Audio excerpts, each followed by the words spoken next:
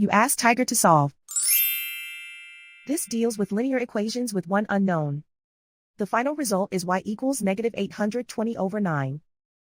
Let's solve it step by step. Simplify the expression. Group like terms. Simplify the arithmetic. Group all constants on the right side of the equation.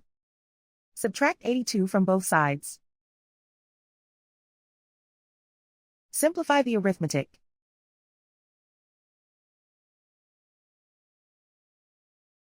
Isolate the v. Multiply both sides by inverse fraction 10 over 9. Group like terms.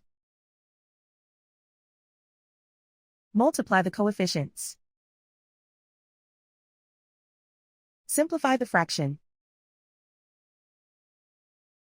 Multiply the fractions. Simplify the arithmetic. And so the final result is y equals negative 820 over 9.